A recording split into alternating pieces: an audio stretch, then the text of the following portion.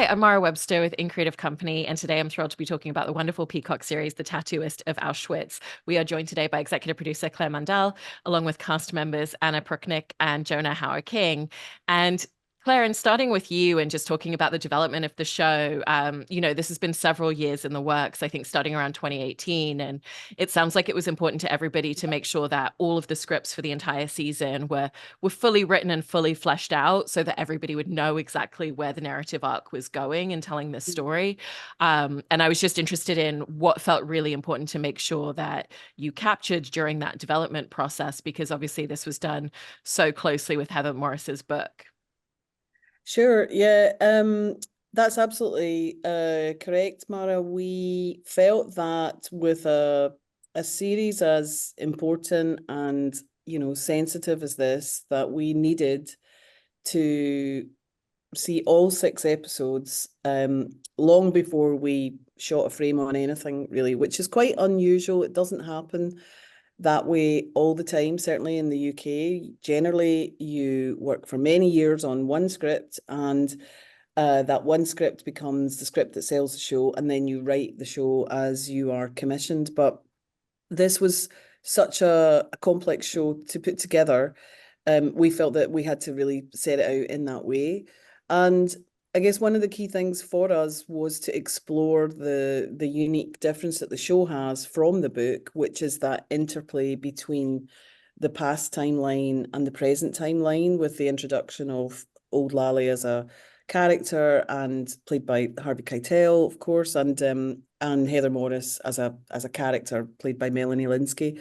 And we just really needed to see how that played across the 6 episodes and how it interacted with the story in the past to be really clear that we felt that was going to be the structure that would work. And I'm really glad we did that work up front. I think that the nature of the way these two timelines interact is really acute. It's very specific, and so that took a lot of time working with our head writer and fellow exec producer Jacqueline Persky, and Tally, our director, and the other writers on the show, Gabby and Evan, and our story producer. So yeah, it took a long time. That's one of the reasons it took 6 years to bring to the screen, which, I mean, these things always take time, but this one is so special, and we had to be so respectful to the material that we wanted to take our time and get it as we wanted it to be. Absolutely. And Jonah, for you, I mean, it sounds like Heather Morris was an invaluable resource to both you and Anna throughout this, and, really shared a lot of her time with Lali. And so beyond even just the book itself, she would share stories about the time that she spent talking to him, share little details that aren't even in the book. How did the conversations that you were able to have with her really help in shaping your perspective and idea of who Lali was going to be and how you were going to inhabit him on screen? It was so helpful. Yeah, you're right to say. I think the book itself was a blueprint for us, and that was obviously the foundation of the story and what we were drawing on and trying to build these characters. Also testimony and that kind of thing. But I think what was so unique about our experience of talking to Heather is that she was able to go kind of beyond the project itself.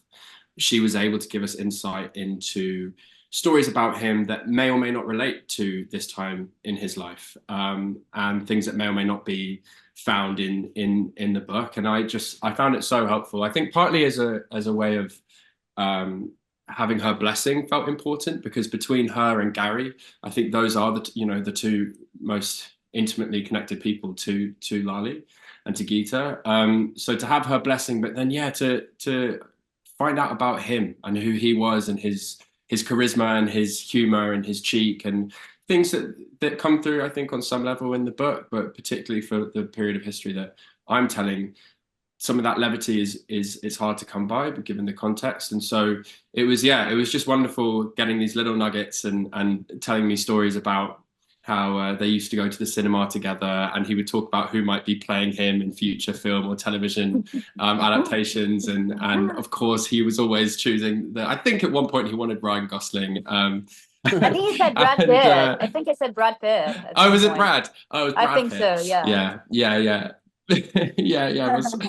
Hopefully he wouldn't be disappointed to learn that he didn't get Brad Pitt or Ryan. But no, it was really wonderful. And yeah, I just felt like I felt close to him through her, and I felt connected to him. That's really wonderful. And Anna, I mean, similarly, you obviously did huge amounts of research, which also involved visiting Auschwitz and reading a lot of survivor stories. And as you researched even beyond Gita's own story in the book, how did things like reading survivor stories really help you to form the idea of who you felt she was? I mean, I think for me, the most impactful part of the research was watching Gita's testimony that she gave to USC Shoah Foundation that was founded in 1990 something, 94, I think, by Steven Spielberg. And I've seen her testimony, and I've seen those of many other survivors, and it was amazing footage, you know. It's really hard to describe it in words.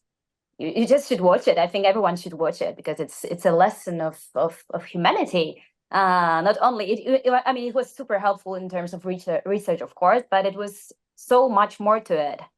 And yeah, of course, talking to Heather Morris was an amazing thing, and talking about her experience telling Lali's story firsthand, and about his memories of his wife.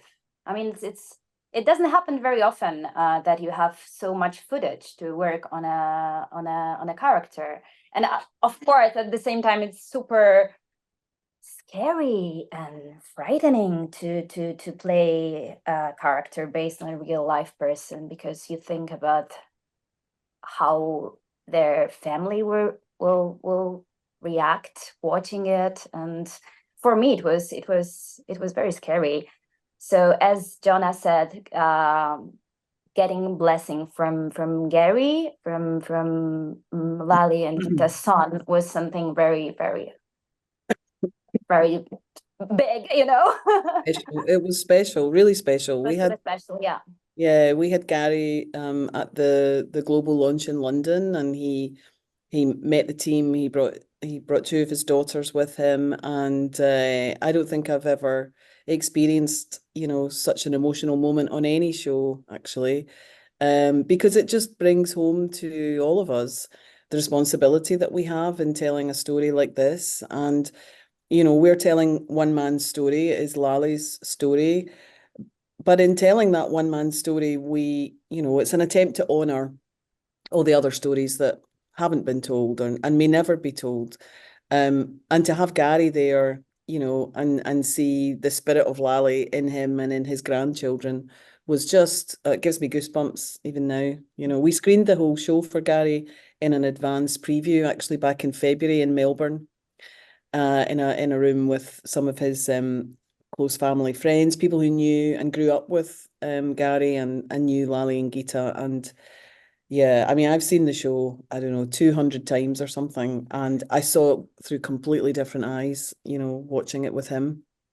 So yeah, big responsibility. It's amazing. And, you know, Anna and Jonah, I wanted to talk about the specific chemistry that your two characters have, because it goes so far beyond just two people that meet and fall in love. It's two people who are surrounded by the fact that either of them could die any day. And so every single moment has such importance, and even just the risk that they're taking and spending time together, and those stolen moments that they have with each other. And so I was interested in how that created a real intensity and depth to their relationship right from the very beginning for both of you. Yeah, absolutely. You're so right. I think like the forum, the arena for their relationship is so unusual and so unique, and the boundaries and parameters in which they're trying to relate to one another. So there's clearly something very special between them that is instinctive. And I think, yeah, we've talked about a lot, I think, about the fact that allowing someone into your heart, into your life in that context feels really big, because it's just every day is a more terrifying and a more frightening day of trying to survive. And so to have the place in your heart and the place in your mind and all of those things to be able to care about someone else, I think is really, really special. And I think for each other, they're each other's lighthouse and kind of kept each other going. And I think were absolutely their purpose and their meaning while they were there. And so, yeah, when they do have those stolen moments, it's just, I think they're ecstatic. I think it's probably somewhat out of body for both of them, because it takes them so far away from where they are for like a very brief moment. And so, yeah, creating that on screen, I think we just, in some ways, had to not overthink it, because I think that can be a bit overwhelming if you start thinking about, well, how do we create a scene or a moment of such importance? But so I think it was just about trusting the script, trusting, you know, the narrative structure around us, trusting Tali, our director, and then trusting my own chemistry with Anna. She's a very present, open performer who I just felt very comfortable and at ease with. So playing off her was you know, just a joy. And so, yeah, it was even that main, you know, that scene where they meet for the first time, that it's such a monumental moment. And I don't know about you, Anna, how you felt going into it, but I felt very, very nervous. But I think once I got there, I realized that you just had to trust that you were kind of, that everything around you was working as it should, and then just be present in the moment and kind of be with your fellow actor and let it happen. Yeah, I agree. I agree 100%. And I think that your presence and being open to another person is one of the biggest gifts you can give to someone, right? And there is something so beautiful and unique about these two people connecting, finding each other, finding hope and the reason to live within each other. And yeah, it's a very special story, and it's so pure and beautiful. And I think it's something that we just try to find in this connection and this chemistry, right? This pure feeling of being with another person, with this being vulnerable in front of another person, being brave enough to give love, to receive love, to to be vulnerable. I think even for these two people, you know, it's such a courageous act to remember your own humanity in the midst of the dehumanization around you, you know. And they would have felt, and we know from Heather that they did feel conflicted about experiencing love and joy and connection, you know, in a murder factory, you know, in a death camp, and yet, you know, it was that will to survive. I think that's one of the questions that the show asks of the audience is, you know, what would any of us do to survive? And in fact, the strength and the courage to be able to resist your own dehumanization by connecting with another person, I think is one of the reasons that they're such inspiring, you know, people. They were such inspiring people in real life and as characters in the drama.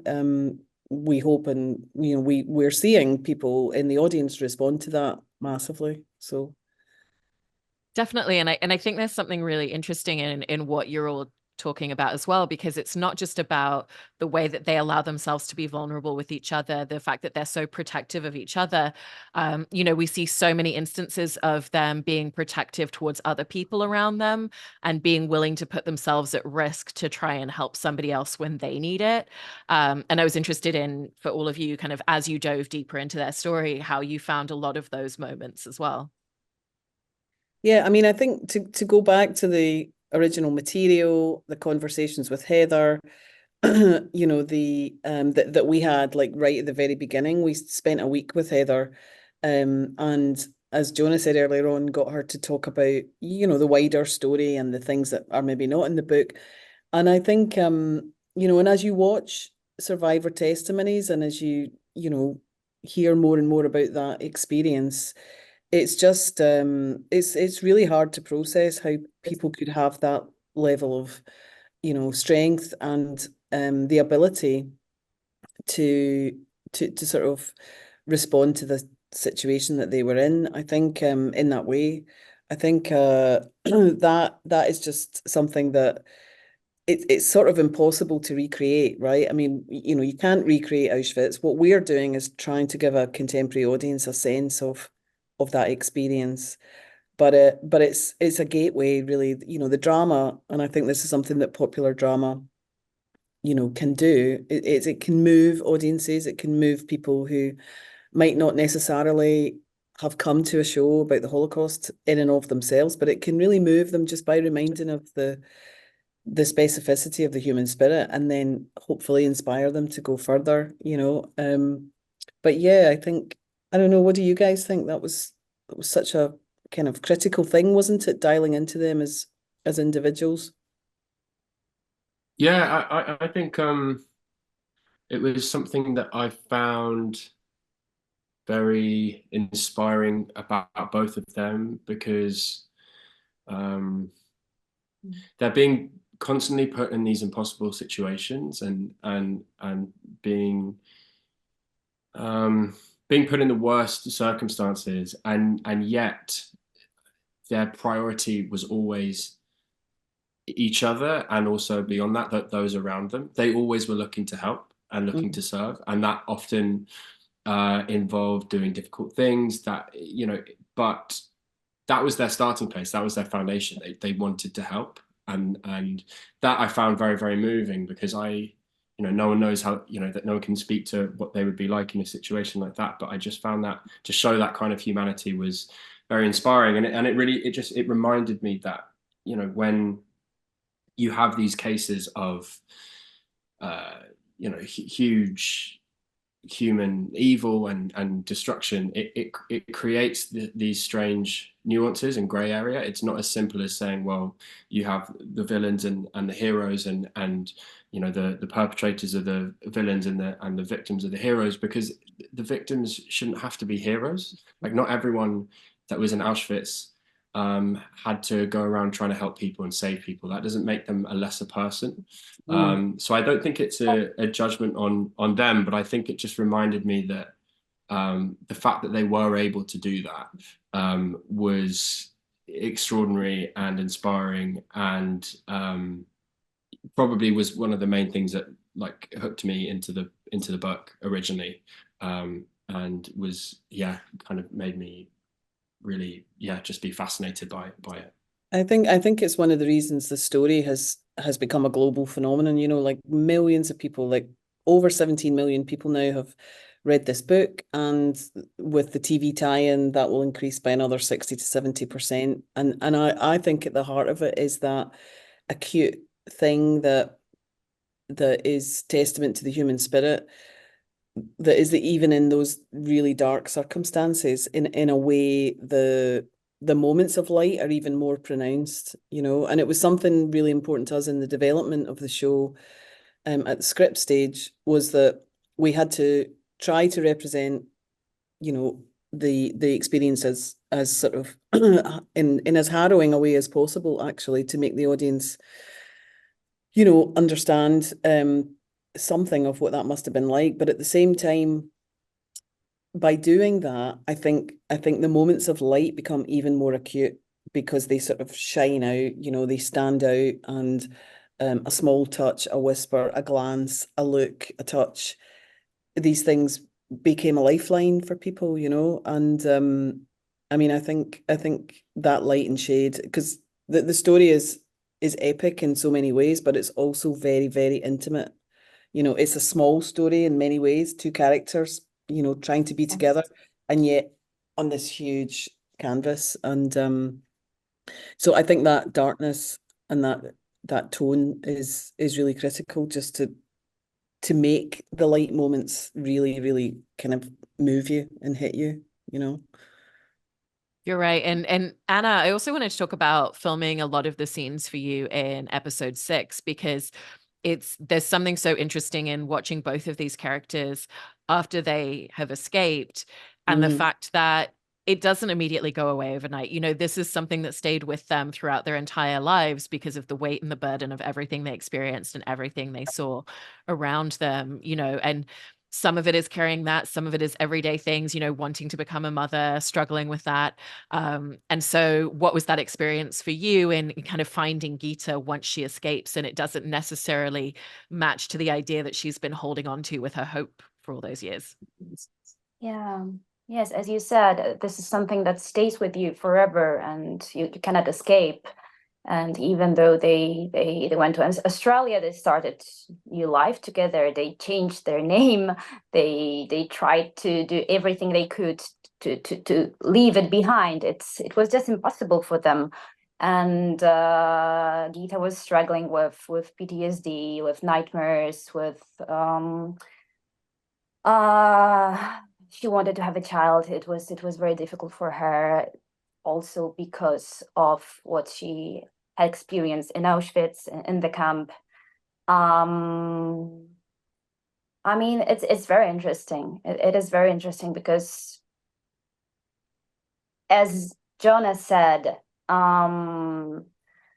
their humanity and kindness and this commitment to helping other people in the camp, there were things that sustained them there in the camp. But there are qualities that stayed with them later on, and I think she was such a strong person, such a strong person. I mean, I admire her a lot, not only because of her experience in the camp, but because of what she had been through later on. Definitely. With that in mind as well, like in the, like we said, in the camp, so many survivors talk about the fact that they really had to try and find their reason to be and to find something to hang on to. And clearly for each other, that was what it was. And I have, throughout the whole process, have been fascinated by the fact that not only were they able to connect in that context, but that they were able to live out the rest of their days together and have a child. Because, you know, on the one hand, it's such a traumatic thing, and I can yeah, and it's such a different type of love and a different type of companionship. And whilst, of course, going through an experience like an unimaginable experience like that, on some level, is so unique that it must be quite bonding. On the other hand, it's such a uniquely awful circumstance that you can imagine that once you get out of it and survive and move country and get older, and your body changes and your mind changes and you're going through all of this kind of emotional and physical trauma, it would be so easy to imagine two people drifting, because it was such a specific time and a place, and moving country and geography and learning new languages and all of these types of things that it could tear two people apart. And the fact that they actually spent the rest of their life together and basically were each other's, you know, the love of their life, it's really Inspiring. something, and it is really it's so inspiring. Yeah, I think that's such a good point, Jonah. You know, and I think that it's one of the reasons this had to be a TV show. It couldn't ever have been a film because the story's too big, you know, and we really wanted to resist that idea that, you know, the camps are liberated and that's the end of the story. You know, it's the start of another story, which is still, you know, one of trauma and PTSD.